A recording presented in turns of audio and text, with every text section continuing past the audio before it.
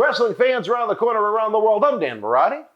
And I'm Gerald Brisco. WWE Hall of Famer, a man that has been in this great industry since the 1960s. We're going to have a lot of fun. A brand new Wrestling Insider Special Edition on the road is up next.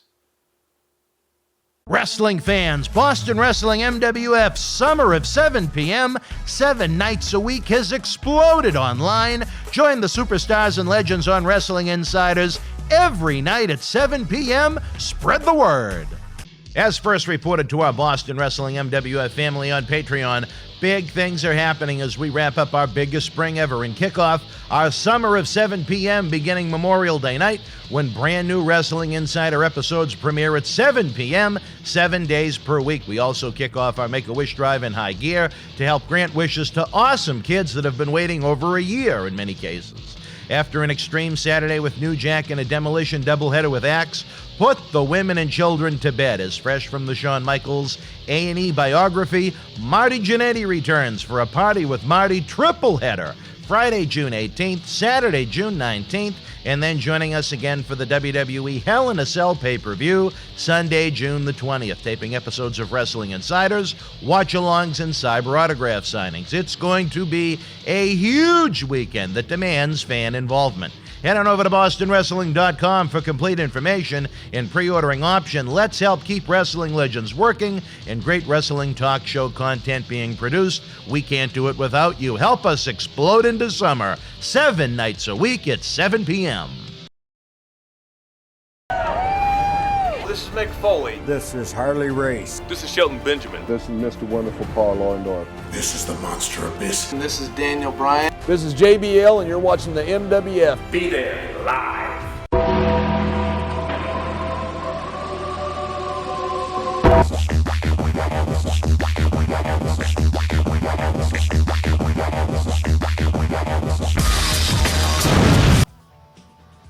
Wrestling fans, welcome to another Wrestling Insider Special Edition. As you can tell, we are not in our humble abode in Boston, as our fine studio set is not behind us. We're here at Wrestle House in this $3.2 million mansion here in Tampa, Florida. We have a beautiful view of the ocean from here, and Al Snow is ready to go swimming. He was so excited when he got here. He brought his bathing suit.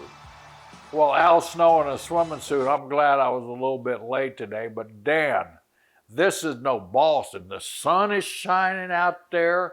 The waves are crashing on the snow-covered beaches out on the snow-like covered beaches like that. The beaches is like are snow. So fine, it looks like a fresh snow in Boston, Mass. And we get to fly back to Boston with 6 cases of video equipment. Well, leave you to experience Tampa Bay and had Gerald Brisco on your show. Unbelievable. We've had so many great guests. I've been looking forward to you the most, where you have so much experience and time in the king of sports, professional wrestling right now. One of the sport's hottest free agents, apparently, after you have a little work done on that knee.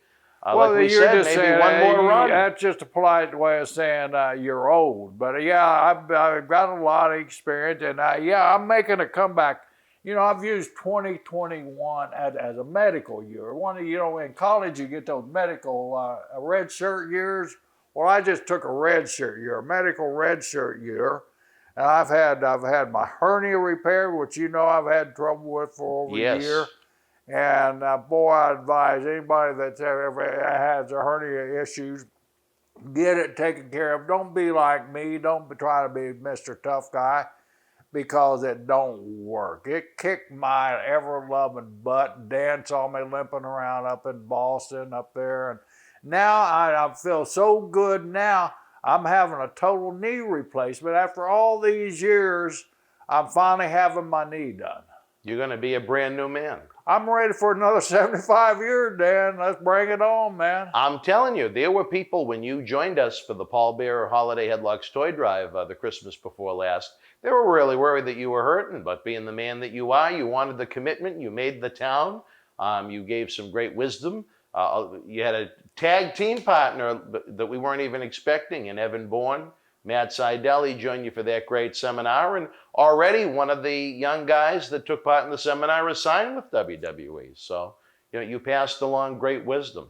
Well, you know, you always put together a great group of kids up there. And, Thank and the you. thing about it is, not only are they a great group of kids, but they're kids that are wanting knowledge. I mean, I go around, I'm fortunate enough to have some experience, and I'm fortunate enough to have a little bit of education on what it takes to get to the next level. But sometimes I go to some of these events like this, an educational type seminar, and the kids aren't paying any attention, but your kids were paying attention, and you know, good old Evan Bourne. Evan jumped right in because I've been a fan of Evans ever since I first met him and saw him on TV. He's such a quality person. Evan jumped right in and assisted me on that because he saw my hernia was acting up, my knee was acting up, and so he jumped right in, and we forever appreciate his efforts. I became a fan of his for life because he showed that he was a quality human being beyond what he can do inside of a wrestling ring by stepping up. You know, he wasn't asked to, he volunteered to try and help you out that day, and I thought that was very nice of him. Really good guy. Just shows the quality of people that you associate yourself with. I try. I failed. Although that There's Tony been a few Atlas guy, failures. I'm still trying to figure how you and him got interchangeable and mixed up together. Because Tony, I know you. That's enough said. And now kick my ass. On top of that, weekly we have Marty Janelli, which is a story in and of itself. Oh, bless you. Sex, drugs, rock and roll, no holds barred. I don't know, were you familiar with the episode? I heard Marty Janelli on one of your shows the other day coming down on me, Marty. On you? Yeah, on something about what the heck was it? When that unfortunate right down the road, right up the road there, where USF is. Matter of fact, where they're going to start doing Monday Night Raw and all the TV With the Thunderdome, right? The England Center, the Sundome, the kid that got hurt there. You guys were talking about it.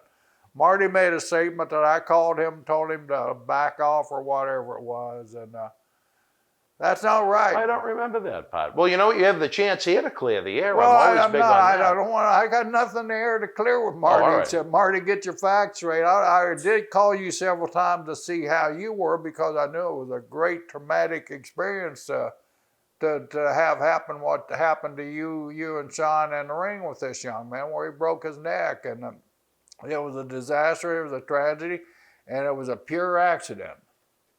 I don't think in a situation like that, I hate to say it, and it might sound cruel to people outside of the business, but when you decide you want to get into a professional wrestling ring and compete in professional wrestling, you have to go along and realize that there are dangers that go along with it. And if that man, Chuck Austin, wasn't groomed enough to be in that spot and take that move, that's on him.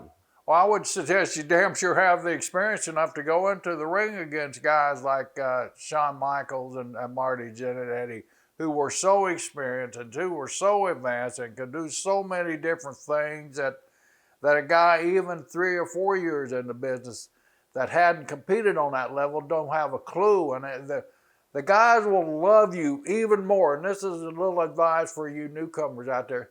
The guys in the back, the more experienced guys on the back will appreciate you more if you step up and say, hey man, I want to make sure that move is done right, and I just don't quite have the experience to do it. So can we switch to something else, because I don't want to mess up your move. And the guys will give you more respect than you going out and trying it and flubbing up the move. To be honest, I didn't even remember him involving you in that story, but when Marty comes to town, we tape for 3 days in a row to try and make it as economically feasible as possible. And as you know, a lot of information comes from Marty when he starts to talk. Did you hear about the episode that really kind of launched it over the summer when he kind of admitted to murder on the show? We were in People magazine, and we had Inside Edition calling the TV studio, Vanity Fair, all the New York newspapers. Marty claimed at the age of 13 he was trying to buy weed from we'll call him a homosexual bowling alley employee, and the employee took him out back and attempted to sodomize him. So Marty took a brick and bashed his skull in and then rolled him in the river. And he decided to admit this on the show one night. And when the studio started getting calls from Inside Edition, it led to some interesting days for me. Let me tell you that much. But You never know what to expect from Marty. That's why it's so much fun. That's the reason Marty Janelli's Marty Janelli, and I love you to death, but please don't drag me under the bus unless you got your facts straight. Get the facts straight, that's all. But I mean, you can drag me under the bus all you want to, and there's a lot to drag me under the bus for, and I'm the first one to admit it, but I'm not going to admit something that I didn't do. You didn't do it. And I'm not going to lead credence to somebody that says something. I did something that I didn't do. If I did it, you know what? I'm guilty as hell. But I didn't do it. You're not perfect. Who is? Nobody. Not on this earth, anyway. Absolutely. Well, maybe in a better place upstairs where our good friend Paul Bearer is, who, again, you joined us for that toy drive for, and a man that was instrumental, you told me, in helping you with some of your social media projects early on. Yeah, I got a post on Twitter. Just last week, I got a post on Twitter. It said, congratulations, this is your 12th anniversary on Twitter. Wow. Or 11th anniversary on Twitter. Mm-hmm. 2012, what's that make? 11, right? 11, yeah. 11 years on Twitter, wow. The very first tweet that was sent out on my Twitter account was set up at WrestleMania. I don't know what number it is, and I don't even know what damn year it was. It don't matter. I'm old and but I can tell you where it was. Is in Miami, Florida. Look at that. We both said it at the same time. And we were setting up in the VIP box up there, and I saw PB starting, his thumb starting. I said, Paul, what are you doing? He said, I'm doing this thing called Twitter. You don't have a Twitter account? I said, what the hell is a Twitter account? He said, I'll set you up one. So he took my telephone, and he started punching stuff in there. He said, you're all set. I said, well, how do they know I'm on? He said, I'll send you a tweet. Now, okay, said, what do you want to say? He said, tell them I'm here with you watching WrestleMania. And that he sent out my first tweet. And the rest is history. What are you doing over there, Jerry? Yeah, I love that man to death. And we sat on the bus. And I said, I want to put something controversial on here so they'll start. And he said, no, you don't. So, so I didn't. You didn't. All right. Well, hopefully as this series of interviews, I'd like this to be a long-term thing that you and I do, not just here in Florida, but back home up in Boston. Once the new knee is working at 100% capacity, but I'm sure many Paul Bearer stories. But right now, for the first episode, we kind of wanted to talk a little current events. How has the corona impacted you? You know, it was online that you were one of the furloughed WWE employees, and eventually you got the call that you weren't going to be back at regular capacity, at least anytime soon. What is going on in the world of Gerald Brisco and WWE right now? Well, I can tell you what's going on with Gerald Brisco and a lot of good things. I mean, you know, you're with the company for 36 years, and you know, I'm certainly not a naive person, and I've been around this business for, well, and my brother started in 1965. I was still in college, and so when my brother started, it was a small local promotion out in Oklahoma.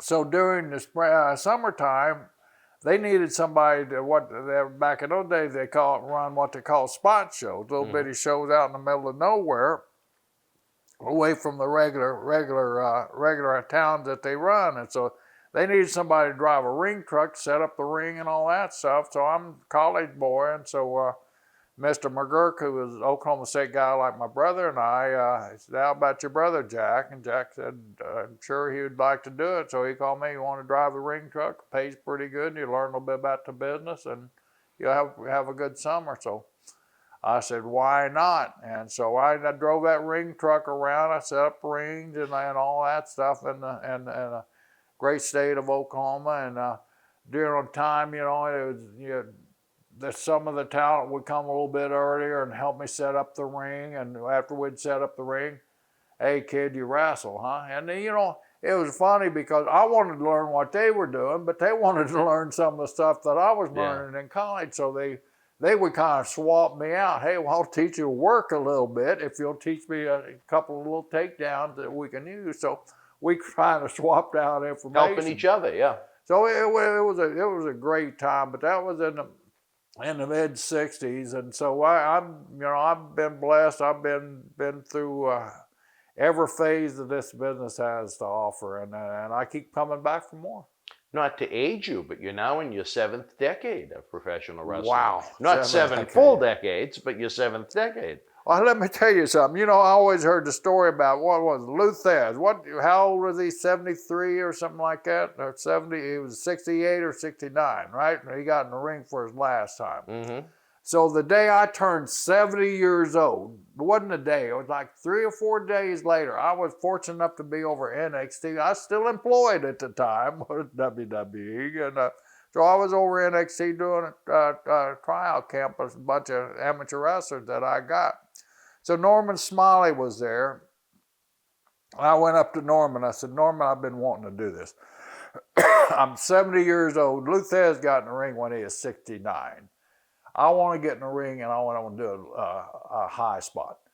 Well, why are you picking me? And I said, well, that's a good question, because there was William Regal there. Mm-hmm. Regal, without even trying, would kick my ass in a minute. So I didn't want to get hurt. I'm 70 years old.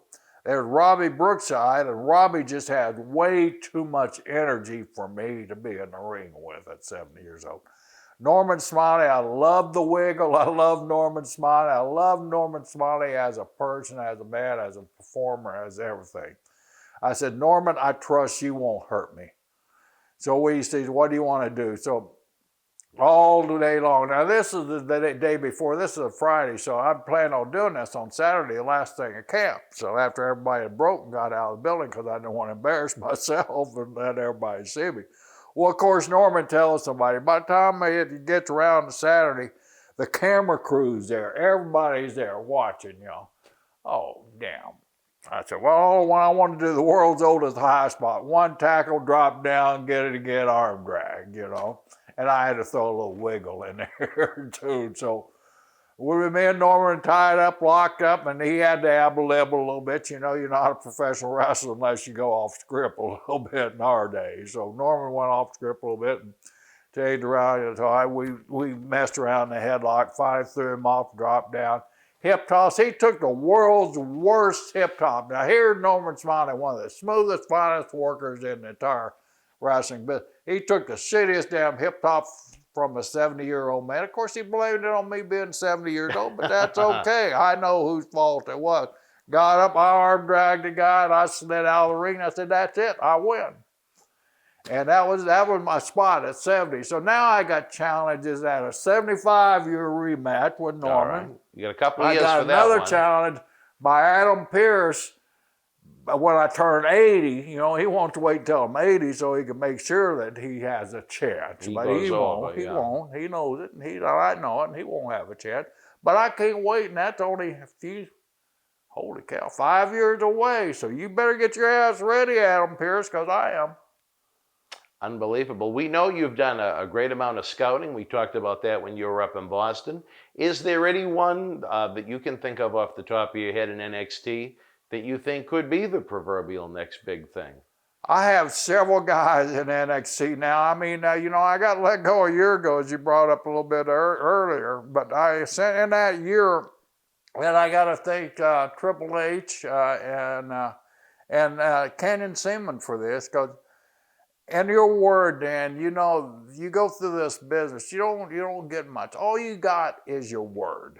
You give your word to somebody, and unfortunately in our business, that's all we got to back it up with is us.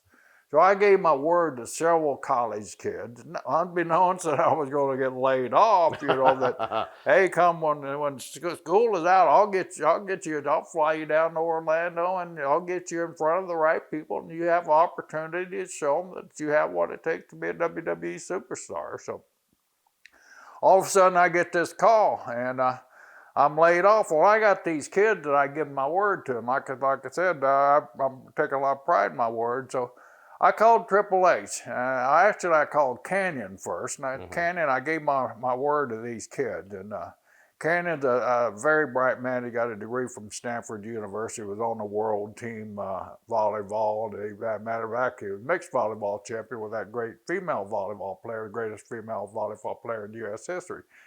her and Canyon were tag team or mixed tag volleyball champions. So he knows what it is for an athlete when you give your word as an athlete. So he said, if I was you, I'd just call Paul and get it off. So I called Paul, and Paul said, sure, Brisco, you done so much here, and you're right, that as a wrestler, word's all he got. So he said, get the kid's name up here at the office, and we'll get them in. And we'd like you to come over and oversee the camp. So I thanked him, and I got the names up there, of course, and I got them down. I think we ended up signing 4 out of the kids, and it's so funny. A couple of these kids that I got signed and I'd been working on since they were like 17 years old.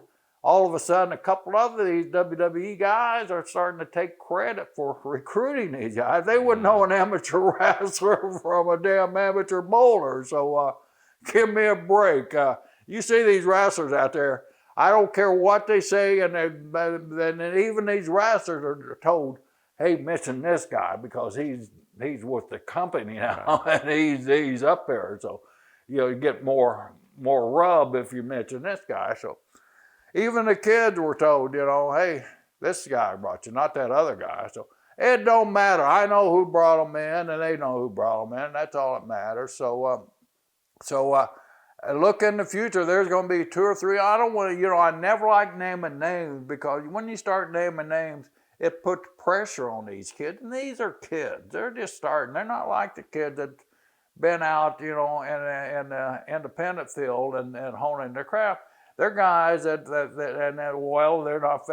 Well, this one guy that I particularly think is going to be the next whoever you want to attach his name to, when he was one of these Mick Foley guys, he got 3 brothers, and they were jumping off the roof of their house when they were little, and then their mom told me they had every wrestling figure and every belt that WWE ever produced. So these guys were fans all their life too. They just happen to be great international and great collegiate wrestlers on top of being a fan. And I think that's double the better. Sure, So, that really helps. so I got several of them down there. So there's going to be a few jump up, and as soon as you see them, you'll know that they're Brisco boys. Now, how would you know that if you won't name them, though, Jerry? Well, Now you get me curious. Because we have a tendency to tell these guys background that they were 2-time All-Americans at such University and in the sport of wrestling. And I don't believe there's anybody else out there that was recruiting amateur wrestlers except who? Me. Jerry So, Brisco. Now, I was told by someone in WWE, once life kind of comes back to normal, is that something you're still going to do on a part-time basis? I don't know what the hell I'm going to do. You don't even know. All right. And, You're and, going to play it by ear. and you know what? I like it like that because I got options, and then am I loyal to WWE? If I get a guy that I think is going to be a fantastic WWE superstar, where am I going to send him? I'm going to send him to WWE where I know he's going to get trained right. I know he's going to get taught right. I know he's not going to have any bad habits. I know he's going to be a good citizen, and I know he's going to be community involved. And so I'm anybody I find, I'm going to recommend, the company that I spent the majority of my life helping build into a global empire. I mean, and who knows if I get run into some of these independent guys that I think's got a chance that I like, but I don't think they really have that ingredient that WWE looks for. I'll pick up the phone and I'll call some friends with other. I got no problem, no issues with that either, So, but these amateur guys that need these training and need to be trained right, I know where I'm going to send them to get the right training. At a first-class facility. Yeah. First-class facility. They're better. The facilities are better than a lot of these D1 facilities that they come out of. So they're impressed when they see the performance center. All right, wrestling fans, I am getting the cue from the back. Right now, we're going to take a brief timeout. When we come back, we're going to be joined by our friend, the WWE Hall of Famer, multi-time Hall of Famer, Gerald Brisco. Stand by.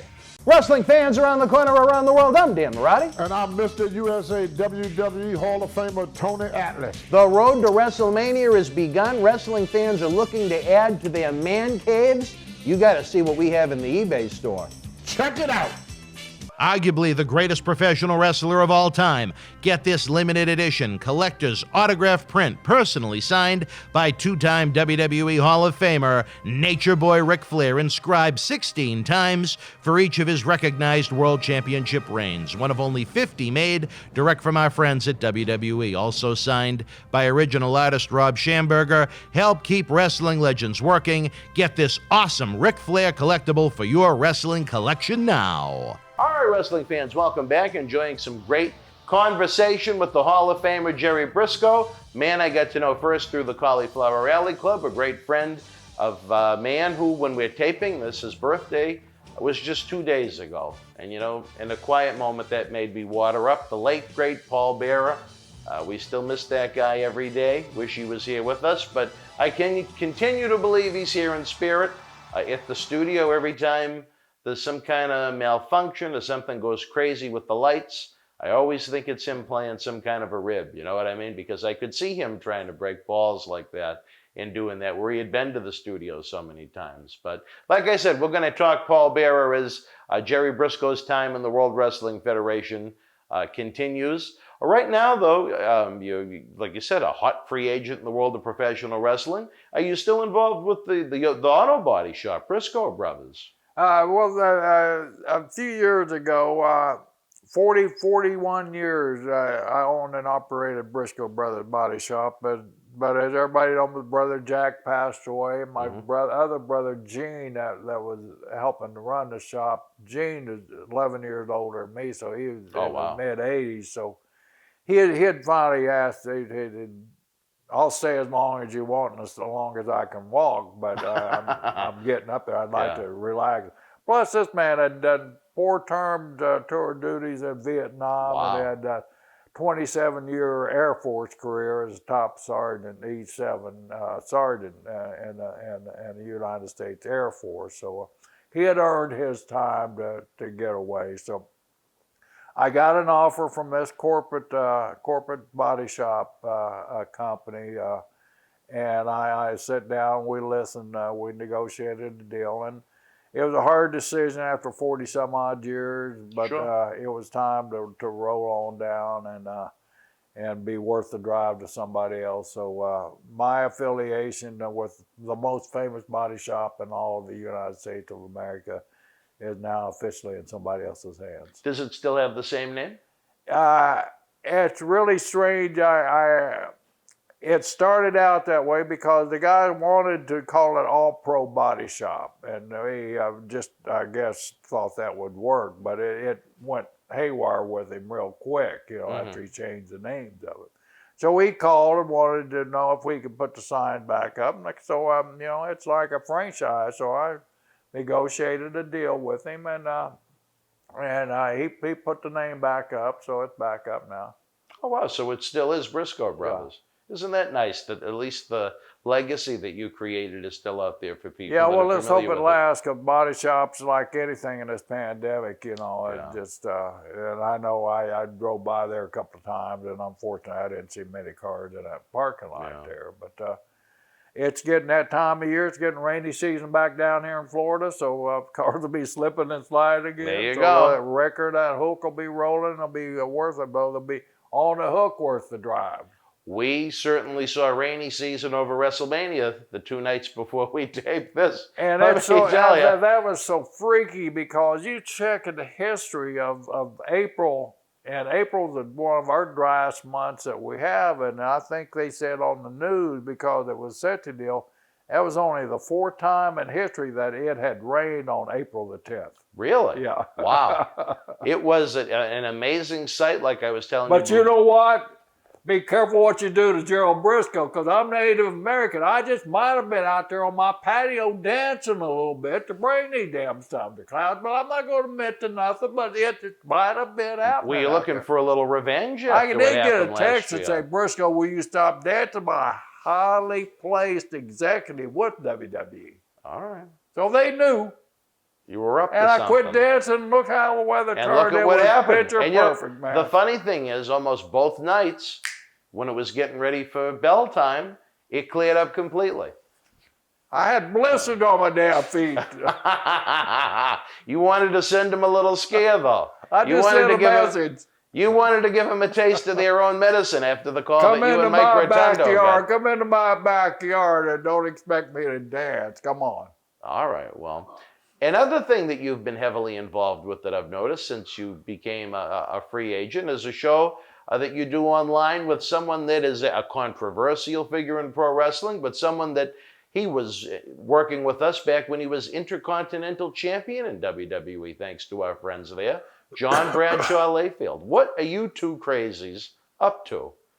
You know, I gotta be crazy. I gotta be out of my mind, you know, to work with JBL. And right before I come on here, I'm getting text message. Now, I'm old and retired, John, and you're like, hey, get this guy.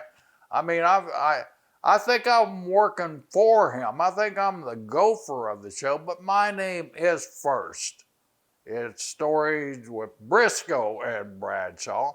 And it's kind of entertaining. What we like to do on that, Dan, is get some guys on and that don't have a lot of exposure, don't have all these vehicles. And John, being the executive, the Fox executive that he is, and the big pompadour hair and all that stuff. I'm so jealous of him, but I know his secret, but I'm not going to expose his secret. No, he didn't get no hair transplant, if that's where you think I'm going. No, he didn't. That's all his natural hair there. But John and I enjoy working with each other, but we get these guys that don't have the platform that are out there every day, and we get them on.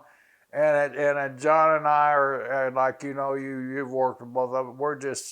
We just like to sit around and BS, kind of like you and I are doing right now. And we get another wrestler on, and it's just old BS stories. And is it all true? I don't think so. You never know. But it is not all lies either. Is it enhanced a little bit? Maybe a little bit here and there. But you know, he's a Texan. What the hell you expect? But they're fun.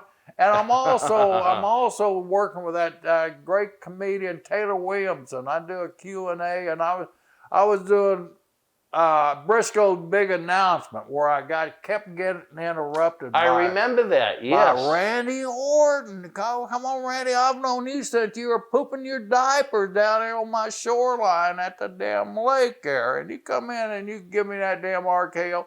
Mick Foley, I've helped you so many times. I carried you out of the damn ring so damn many times. And you send Mr. Sacco in and do Mr. Sacco. I've had all kinds of bad experience on Brisco's big announcement. But you know what? They're fun to do. And I got to just teach my wife, she's a trusting lady, to lock that damn door. Don't let any of those damn wrestlers in. She doesn't want them in the house. You got to keep it I online. know. She loves them, man. She does? She likes the company. Okay. Well, your friend, you've known Randy since he's a baby. I said, yeah, but he's turned into the Viper now.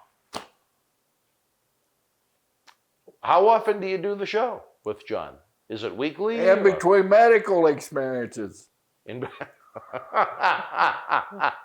Is he back in the U.S. now, or is he still... medical or what? No, John. Is he back in the U.S. Layfield? Or is he still in Bermuda? Oh, hell, he was just down at WrestleMania last night. No, but I mean... Oh, okay. I'm just... Is he living back in the States? Yeah. Him and his lovely wife, she took a job in Washington, D.C., one of the most brilliant financial minds in the entire world. She took a job in D.C., and so...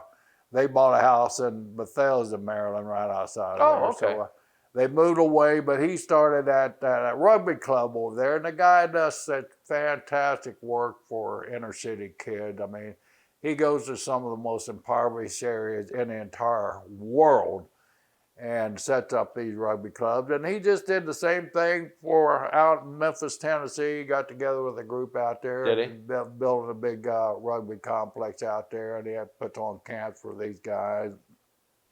I know a good friend of mine just donated $5,000 to buy a bunch of computers for his kids out there. That's so nice. They could all stay online and get their education and everything. John does some marvelous work, and that's one of the reasons I associate with the guy, because he does such marvelous work for the youth of America and the world. Well, you know what John has? He gets a lot of shit online from people, from some Well, of his former he's peers. a Texan, man. A kind of a controversial figure, but here's the JBL I know. When we got involved with him, again, still active in WWE, Intercontinental Champion at the time, and he came to our studio. He was lucky enough that he created a little faction. I'm sure you're familiar with Tommaso Ciampa in NXT. And they, in the loading dock area of our studio, they laid waste to John Cena Sr. They took, I'm sure you remember, his Layfield energy drinks. They poured so many drinks of those on John Cena Sr.'s head. I was invested in that. They were worried the glue on the piece was going to come loose. You were invested in that? I was supposed to make millions of dollars, and here I am doing your show, so that tells you how well I did. But I'll say this, there are a lot of JBL stories out there online that people have said, but it's the JBL I know. A man that when he saw my physical issues, he thought his drink could help, and when Bruce was working for him, Bruce Pritchard, they would send legitimately cases upon 12 cases of 12 drinks at a time with an email. They had to get rid of him somehow. Well, they had to get rid of him somehow. I still have a 6-foot Layfield Energy banner at the old studio. But on top of that, here's a guy you just mentioned, Beyond Rugby Bermuda, trying to help these impoverished kids not only be able to have access to play sports, but to have lunch, to have after-school programs. On top of that, he was a man during one of his injuries that went overseas to see the troops and helped generate the idea that has turned into the annual tributes to the troop shows. So, you know what? Are there guys that were maybe a little sensitive that have negative things to say about John from their stint in WWE as active wrestlers? Sure.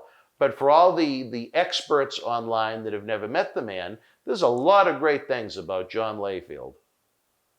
Well, you said a bunch of them there, and we didn't even scratch the surface with John, and but that's how he is. I mean, John's a big guy. Number one, he's a very intimidating guy when you're around him because he's just so big. And I grew up around people. I grew up in Oklahoma, so Texas is that damn state that gets into all that smell up there. And I love Texans to death, but they're just older about that state. But anyway, I don't know anything. Well, I'm sorry, John, but John, I'm trying to tell you how great of a person he is. But I grew up, next door, so I understand what kind of people come out there. They want to be intimidators, and they want to feel superior. But they're the most down to earth people. And John Layfield is man. I don't know if you ever met his mom and dad, but his dad was one of the most wonderful people in the world. And John's got a fantastic story about his dad. You want to hear it? You guys want to hear this story about John Layfield and his dad? Does it involve the Sheik? It involves the Hard Sheik. He told me. I don't know if he told it on the air or not. Okay, all right. It's hysterical, though. He meets the Hard Sheik. Everybody knows the Sheik, and everybody loves the Sheik. And Mr. Layfield is a fantastic man. And his name is Layfield, John Layfield. Bradshaw was just a working name, but Layfield. So anyway, he wants to meet the Sheik. So John takes his dad over. Sheik's sitting over by the locker room. And he says, Sheik, I'd like you to meet my dad. Oh, Mr. Shaw, your son Brad is such a wonderful person. And he goes on and on. To Mr. Shaw, he loved Mr. Shaw. Brad being such a wonderful person.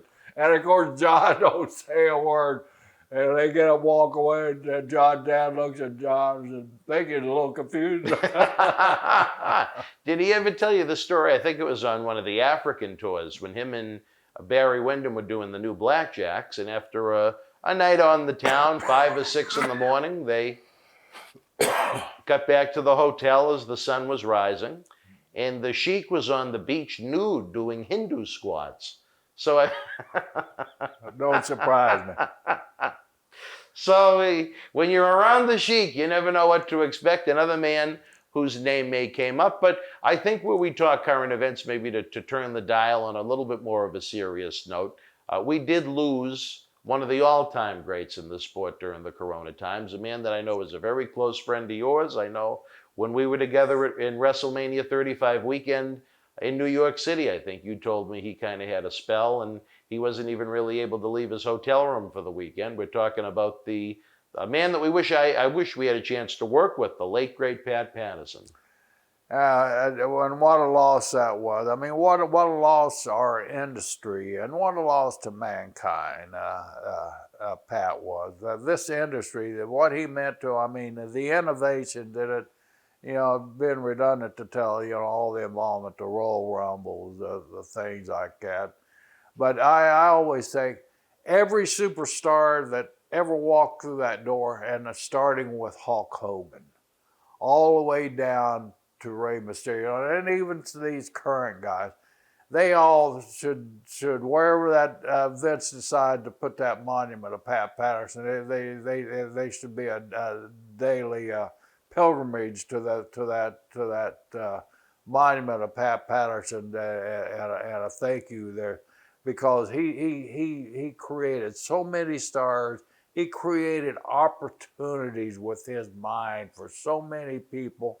And when guys looked like they didn't have a chance in Hades to get to the top, and they would confide in Pat would sit down with them. I mean, guys like Rey Mysterio, there's no way in hell that Rey Mysterio would have been champion without WWE, without Pat Patterson's touch and Pat Patterson push to Ray and his talkings to Vince. I could go on and on and on and name the superstars that Pat has been able to advance there.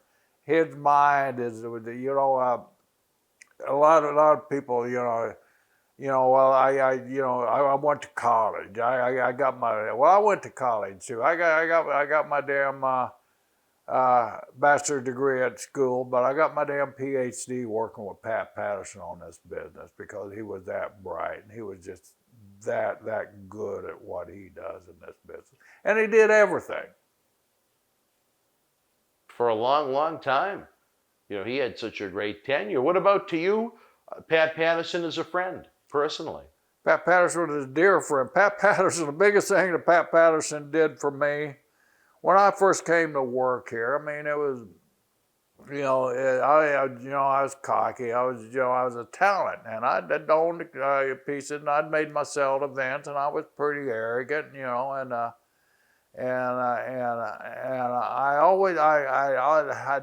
butt heads with Vince every single day. Mm-hmm. I'd end up in a confrontation with Vince, and people that know Vince, he don't like confrontation. He really don't. I mean, you might think he does, but he don't like confrontation. He likes disagreement, and he likes good discussion on disagreement, but he don't like to be put in a position where it's a confrontation. And Pat Patterson, after about 2 months of me butting heads with Vince every day and just, walking away, I hate this place, I want to quit. Pat knew I had something to offer, and Pat knew there was something here that I wanted and needed, and Pat would sit down. You're approaching it the wrong way. You're doing it the wrong way. This is the way you get along with it. So Pat took his time not only to teach me the business model of the WWEF at the time, which is very different from the old school NWA. I mean, totally different. And I come in thinking that my way was the right way, my way was the only way. And Vince didn't think that. Mm-hmm. And my life term here, as far as working, wouldn't have been the 36 years I had. It would have been more like the 36 hours if it wasn't for Pat taking me to the side and saying, this is how you work with them, and this is how you can get some longevity out of here.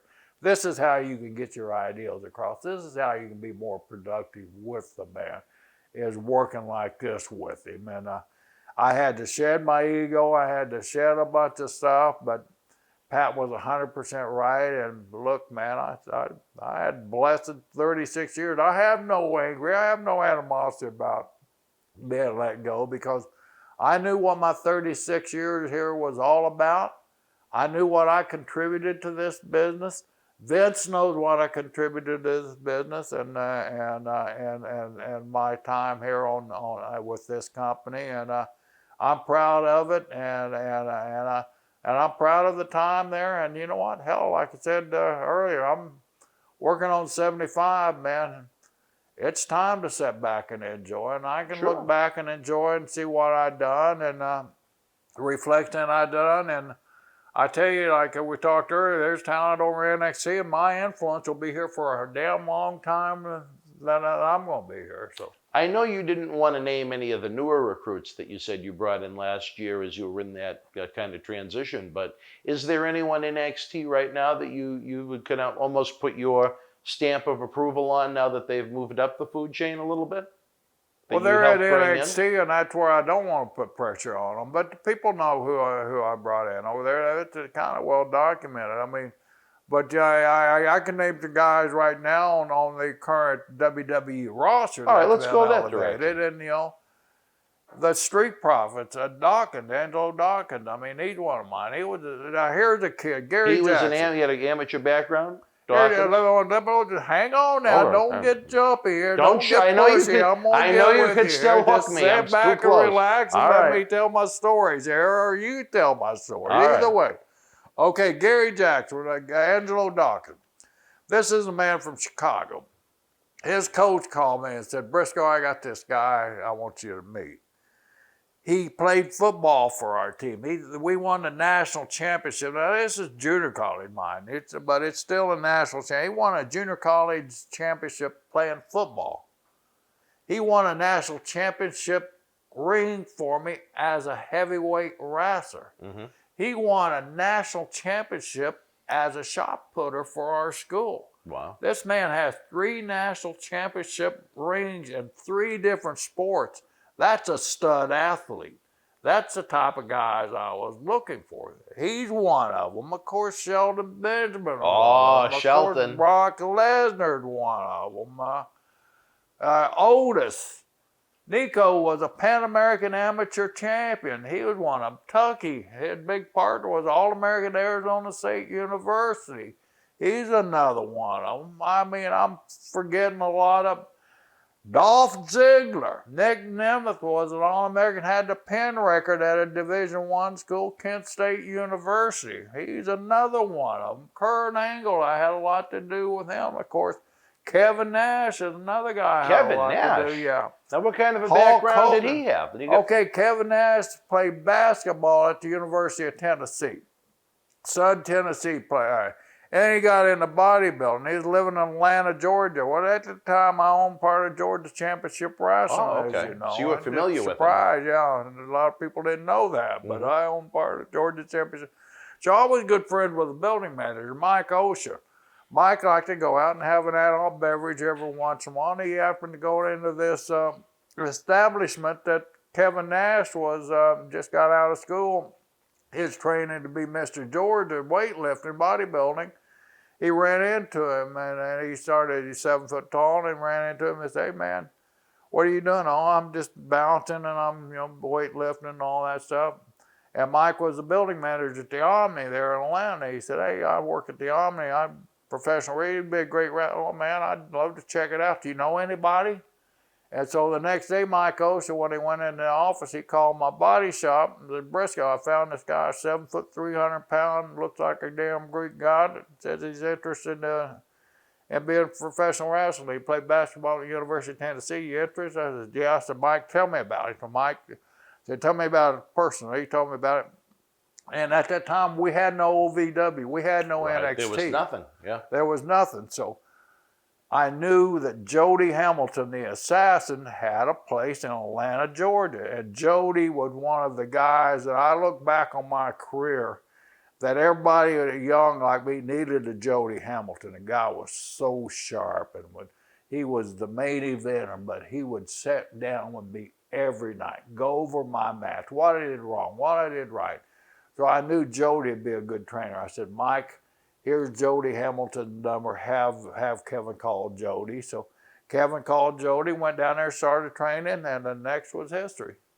Yeah, the power plant for WCW. Exactly.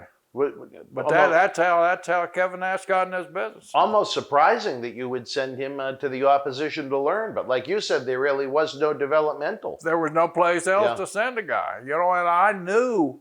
And here's a funny sidekicker to that story. Mike Osha sends me, and at that time, as you remember, all we had was fax machines. We didn't have these damn telephones that we could instantly send a picture down. So Mike faxed me a picture from Kevin's training to be Mr. George, bodybuilding Georgia, and of course he was jacked up to beat Jack Hell, man. So I got the deal, and then back at that time, it was all of those roll-up faxes. They come out of a damn tight roll, and you had to put a book on them to flatten them out. So this fax comes out of this beast out of my damn house. Holy cow. About 2 hours later, after I got that fax, I was to meet Hulk Hogan over at the Tampa International Airport. We'd chartered a plane to fly from Tampa up to Pensacola for a WWE wrestling event. Mm-hmm. And so there were several other guys on there. So we're all sitting on the plane flying up to Pensacola. I took my book out of my briefcase here, and I said, Terry, let me show you something I just got. I showed him this picture of Kevin Nash. He didn't know Kevin Nash. He didn't know who the hell Kevin Nash was. He didn't know who the kid was. He looked at the picture and said, holy shit, look like I'm going to have some competition here. I said, well, I hope so. So that was Hogan's first view of Kevin Nash, but that's how. And then Kevin went to the power plant, trained, and then he got in with Sean and up WWE, and then they got in and he became a champion. But yeah, Kevin was one of those guys that just my relationship through a building manager, and it's surprising. You make friends with different people. Different people were going to call you. Hey, I got somebody. So every time you turn on a WWE TV show or a pay-per-view or whatnot, there's still that Jerry Brisco influence or at least stamp of approval on it. It must make you really feel great about your accomplishments over the past 36 years just with that one company alone. Well, it does. It does make me feel good, and I'm very proud of. Number one, I'm proud of the guys and what they become when they get there. I was fortunate enough to be over NXT. Thank you. I don't have COVID. I've had both of my vaccines, but I'm in Florida, and there's oak trees all around, and I got terrible sinuses and allergies. But I was fortunate enough to be at NXT, and this is something. This was an honor. That this goes beyond being an honor.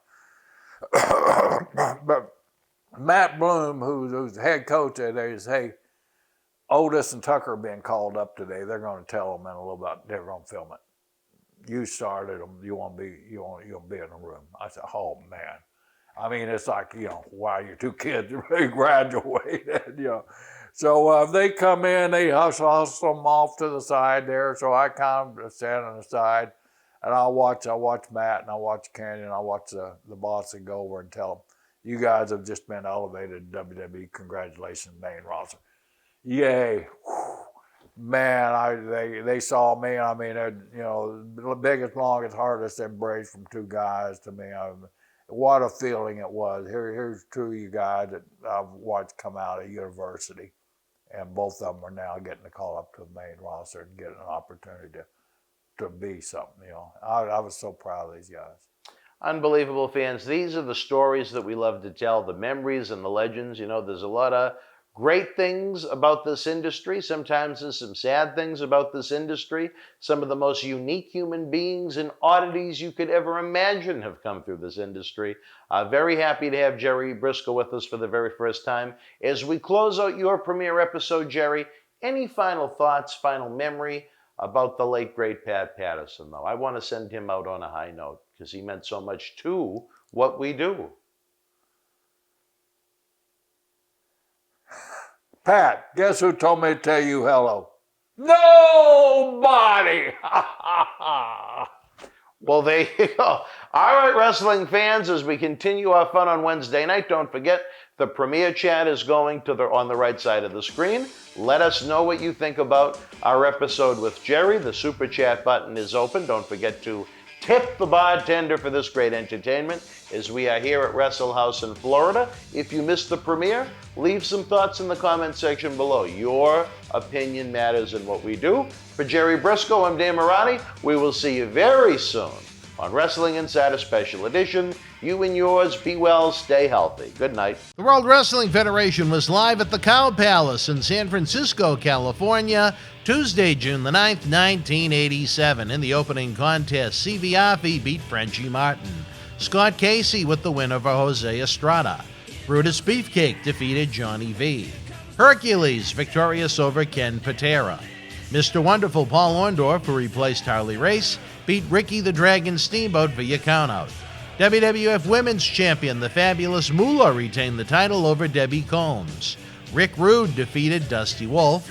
And in the main event, Demolition with the win over the Killer Bees. If you were in San Francisco live, share your memories in the comment section below. Use the links in the description box to keep Wrestling Legends working in our eBay store and on our world-renowned Patreon streaming service so we can bring you more interactive superstar shoot interviews to relive the good old days of professional wrestling. Check it out. Boston wrestling sports in the MWF explodes into a new year with professional wrestling content galore and need you to join our family. Every Tuesday night at 10 p.m. after our Monday Night Raw review, it's Wrestling Insiders at your house with WWE Hall of Famer Mr. USA Tony Atlas. Wednesday nights at 10 p.m. after NXT and AEW, join rotating legends on Wrestling Insiders Special Edition. Every Thursday night at 10 p.m. after our NXT and Dynamite review, it's Marty Janelli's no-holds-barred sex, drugs, and rock and roll journey on Wrestling Insiders Party with Marty. Friday night after SmackDown, don't miss John Cena Sr.'s Wrestling Insiders Fabulous Fridays. Plus, look for classic clips, history videos, bonus live episodes, pay-per-view watch-alongs, and more. For less than a cup of coffee at Starbucks, get early ad-free access to our Wrestling Insider talk shows, our acclaimed studio shoot interview DVD library, and help keep Wrestling Legends working during the worst of times. Join our growing family at patreon.com/Boston Wrestling. Expect the unexpected in 2021.